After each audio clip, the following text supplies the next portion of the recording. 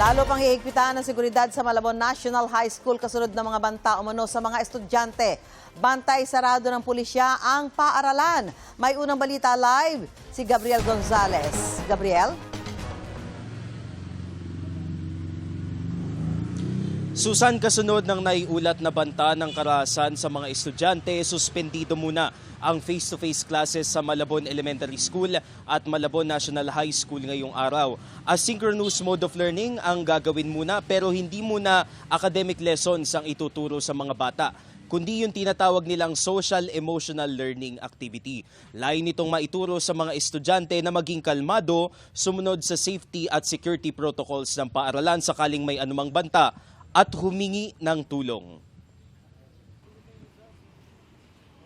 Bagamat walang pasok ngayong araw, alas 5 pa lang na madaling araw, nakaposte na sa gate ng Malabon National High School ang mga pulis para tiyaking ligtas ang paaralan mula sa anumang banta.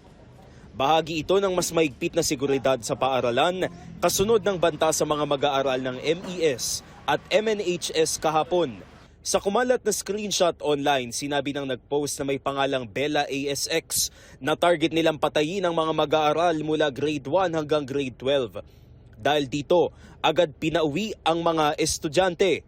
Nagtungo sa paaralan ng mga tauhan at opisyal ng Malabon City Police para matiyak ang seguridad ng mga estudyante, guro at staff.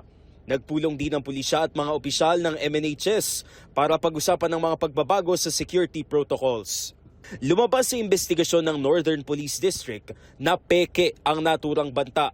Gayunman, ayon sa mga guard ng paaralan, peke man o hindi ang banta, lalong pinahigpit ang pagche-check sa mga bag ng mga estudyante gamit ang metal detectors. Ang mga lalaking estudyante rin daw ay ipinatataas ang pantalon para makita kung may nakasuksok na anumang ipinagbabawal. Dalawa lamang ang maaaring pasukan ng mga estudyante tuwing umaga. Ang Gate 1 sa Naval Street at Gate 2 sa Don Basilio Bautista Boulevard.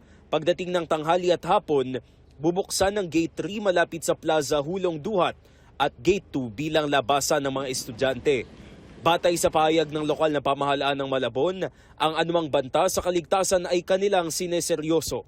Hinihikayat din ng publiko na iwasang magpakalat ng hindi beripikadong impormasyon online.